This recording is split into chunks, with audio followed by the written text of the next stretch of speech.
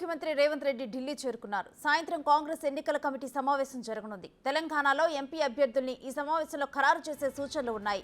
ఇప్పటికే ఎక్కడ ఎవరిని బరిలో నిలపాలనే అంశంపై విస్తృతంగా చర్చలు జరిగాయి.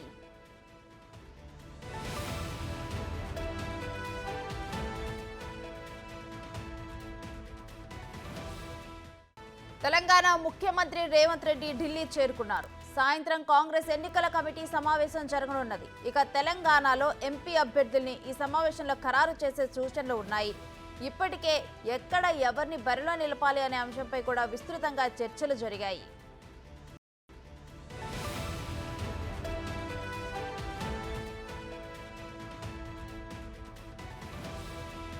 ఇదే అంశానికి సంబంధించి మరింత సమాచారం మా ప్రతినిధి శివ అందిస్తారు. శివ, ఎంపీ అభ్యర్థుల ఖరారు మీద డీటెయిల్స్ ఏంటి? రేణు, కొద్దిసేపటి క్రితమే తెలంగాణ సీఎం రేవంత్ రెడ్డి ఢిల్లీ చేరుకున్నారు. సాయంత్రం జరగబోయే కాంగ్రెస్ పార్టీ కేంద్ర ఎన్నికల కమిటీ సమావేశానికి హాజరు కాబోతున్నారు. ఈ సెంట్రల్ ఎలక్షన్ కమిటీ సమావేశంలో లోక్సభ అభ్యర్థుల ఎంపికకు సంబంధించి కసరత్తు జరగబోతుంది. ఇటు తెలంగాణతో పాటు ఇతర రాష్ట్రాలకు సంబంధించిన వేరే రాష్ట్రాలకు సంబంధించిన లోక్సభ అభ్యర్థులపై కూడా కసరత్తు జరగబోతుంది. ఇక తెలంగాణకు సంబంధించి పీసీసీ ప్రెసిడెంట్ హోదాలో సీఎం రేవంత్ రెడ్డి ఈ సమావేశానికి హాజరు కాబోతున్నారు. భట్టి విక్రమార్క అలాగే ఇటు సిఈసి మెంబర్గా ఉన్న ఉత్తమ్ కుమార్ రెడ్డి కూడా ఈ సమావేశంలో పాల్గొనబోతున్నారు. ఏదైతే తెలంగాణకు సంబంధించిన 17 నియోజకవర్గాల్లో ఇప్పటికే 2 దఫాల కింద మొదటి దఫా కింద 4, రెండో దఫాలో 5 అంటే మొత్తం 9 నియోజకవర్గాలకు సంబంధించిన అభ్యర్థులను ప్రకటించారు. ఇంకా 8 మంది అభ్యర్థులను ప్రకటించాల్సి ఉంది. దానికి సంబంధించి ఇప్పటికే 5 నియోజకవర్గాలకు సంబంధించి అభ్యర్థులపై ఏకాభిప్రాయం కుదిరింది. ఇక పెండింగ్ ఉన్న 3 నియోజకవర్గాలకు సంబంధించి ఖమ్మం, భువనగిరి, నిజామాబాద్ ఈ 3 నియోజకవర్గాలకు సంబంధించి పోటీ గట్టిగా ఉన్న నేపథ్యంలో అంటే అగ్రనేతలు ఇక్కడ పోటీలో ఉన్నారు. ఇటు భువనగిరికి సంబంధించి చామల కిరణ్ కుమార్ రెడ్డి కానీ, మరోవైపు కోమటిరెడ్డి రాజగోపాల్ రెడ్డి భార్య పోటీలో ఉన్నారు.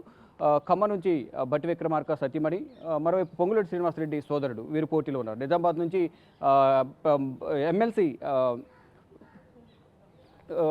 ఎమ్మెల్సీ అలాగే మరోవైపు ఇటు సునీల్ రెడ్డి కూడా, జీవన్ రెడ్డి, సునీల్ రెడ్డి ఇద్దరు కూడా పోటీలో ఉన్నారు. ఇక ఈ 3 నియోజకవర్గాలకు సంబంధించి గట్టి పోటీ ఉన్న నేపథ్యంలో దానికి సంబంధించి కూడా ఇప్పటికే ఒక కీలక నిర్ణయం అయితే తీసుకున్నారు. వడపోతల తర్వాత ఒక అభ్యర్థిని ఫైనల్ చేసినట్టు తెలుస్తుంది. ఇక దానికి సంబంధించి ఇటు ఈరోజు జరగబోయే సెంట్రల్ ఎలక్షన్ కమిటీ సమావేశంలో తుది నిర్ణయం తీసుకోబోతున్నారు.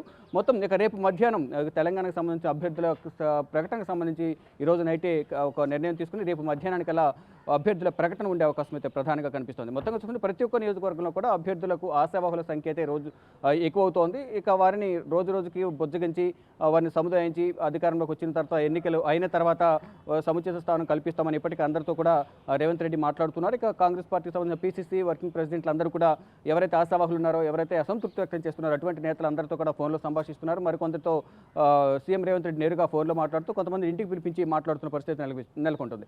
ఇటు ఇతర పార్టీలకు సంబంధించి కూడా జాయినింగ్స్ ఎక్కువ అవుతున్నాయి. ఇటు నాగర్ కర్నూలుకు సంబంధించి అభ్యర్థుల్ని ఖరారు చేసే ముందల ఎటువంటి కసరత్తు జరిగింది శివ?